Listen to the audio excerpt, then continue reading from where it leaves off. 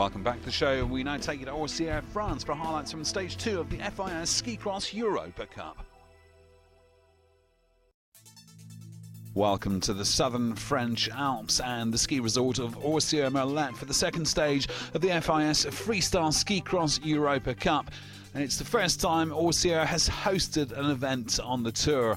The course is absolutely top level, steep, very technical, lots of features, very tricky indeed. It could easily be compared to a World Cup course. Well, some 15 countries are represented here with racers coming from all over the world. It's not strictly a European affair. There are athletes from Australia and Argentina who are allowed to enter the Europa Cup. Russia's also represented. German and Austrian competitors are getting better and better, and there are plenty of the top-ranked Swiss and French teams too.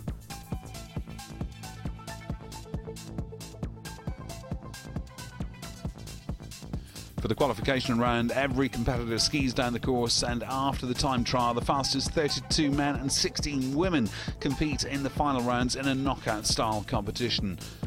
Let's take a run through the course with Terence Chiknavorian. Hi, I'm going to describe this course for you. From the start, a Wu-Tang, landing, a few pushes, 3 rollers, and a 4th one into a turn. Right turn, which exits to a jump, then straight. Keep your skis flat and get prepared for a jump. Landing on your left ski, then a right turn with 2 rollers. Just position, slight left turn, then to the right. Big jump, keep up your speed because after that there's a flat section. Straight for 70 meters, 1 roller, left turn, jump, right turn, then the most technical part of the course, with a left turn followed by a right turn, jump and left again, a fast small corner on right foot, big jump, tricky landing, careful not to swerve too much to the right, a small bank, 1 roller, jump, then up over a summer off-road driving trail, jump, right turn, a series of 1, 2, 3, 4 rollers, a last right turn, the final jump and the finish line. Well, back to the competition, and the competitors are gearing up and warming up. Let's take a look at the best of the action from the quarterfinals in both the men's and women's category.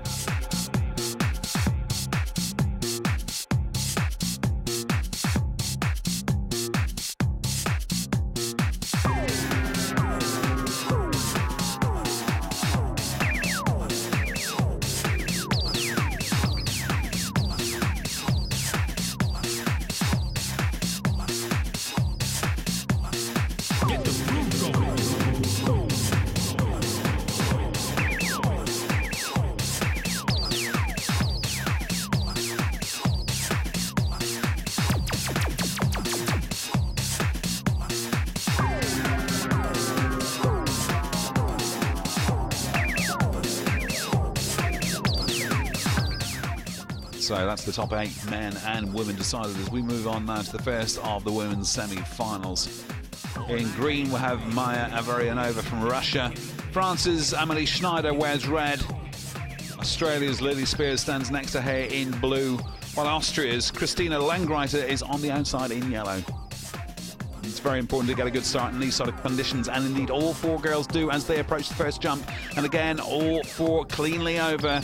Falling this early on or at any stage in the race pretty much means the end of the race, which is a shame as these athletes put so much time and effort into their training. As you can see now, things spaced out a bit with Amélie Schneider in the red leading from Russia's Maya Avarianova. A couple of quick rollers there and a bit of a battle for third between Christina Langreiter and Lily Spears. The top from each race advance to the final, while 3rd and 4th take their place in the small final.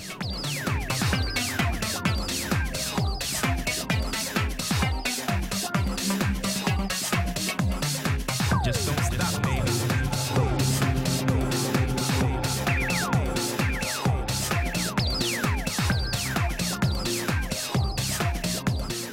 And it looks like there are no problems for Schneider, who looks comfortable as she approaches the last few jumps. Bearing any problems, Avarianova looks to have sealed second place. And indeed, that's the way it stays, with both girls advancing to the final.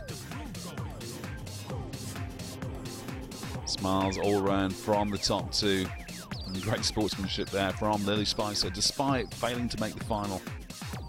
We now move on to the second of the women's semi-finals, and in the red, Jorinda Müller from Switzerland. Russia represented by Victoria Struck in green.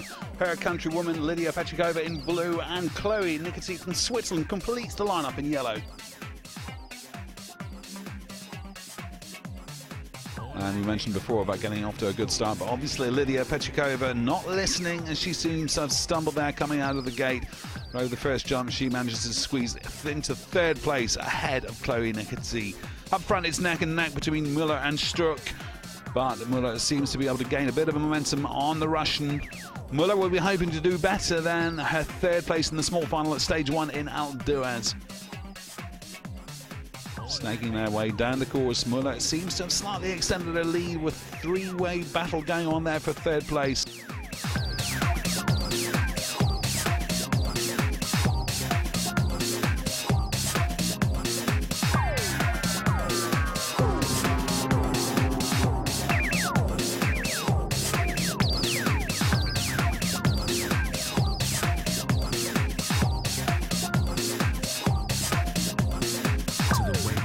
The Swiss girl takes the pace all the way to the finish line and takes the victory with a few seconds to spare over Victoria Struck.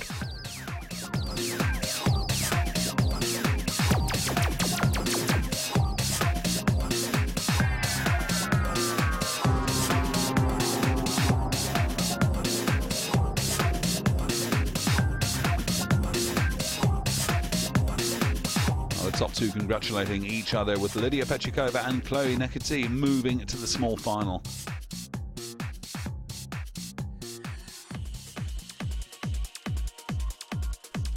And it's straight into the first of the men's semi-finals, and we have Just Barry from Switzerland in blue. In red, we have Terence Chiknajorin from France. Russia represented by Sergei Ridzik in yellow, and in green we have Arnaud Dunard from France. All very tight at the moment, and you can see how the visibility has reduced. The fog really coming down now.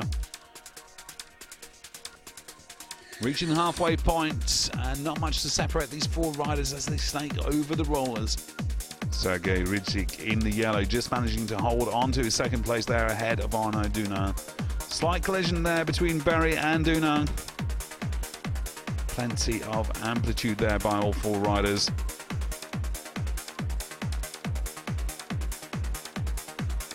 Great mid-air move by Barry to sneak in front of Ridzik and put himself into the finals position.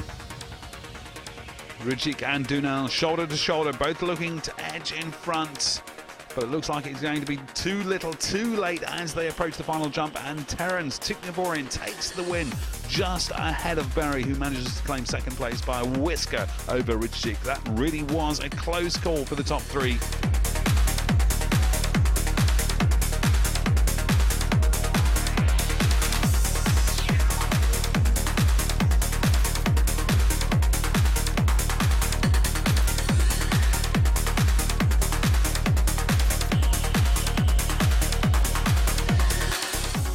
So we move on to the second men's semi-final, and in red we have Luca Dandeville from France, who's back after his huge crash at the first event. In yellow we have Gilles Ferrari from Switzerland, with Leonid Mekirov from Russia next to him in green, and France's Yann Dumas-Baudron completing the lineup. And it's a good start from all four. As they hit the first jump, it looks like Mekirov has managed to sneak into an early lead. This fog doesn't seem to be lifting as the riders slowly fade out of shot.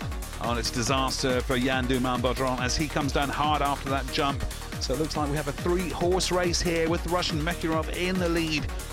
But he can't have any lapses in concentration as Ferrari and Dandeville are hot on his heels.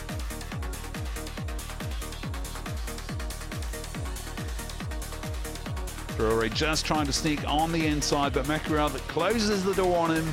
And now the gap between all three has decreased. A single mistake by any of these three riders would spell the end of their race as they approach the finish. Just a few more rollos to go and one big jump to finish.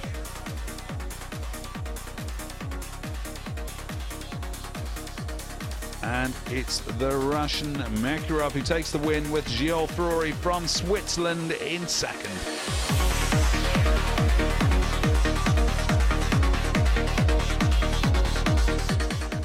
And we'll have more action from Orsia in next week's show. But join us after the break as we bring you highlights from round 2 of the UCI BMX World Cup. See you in a few minutes.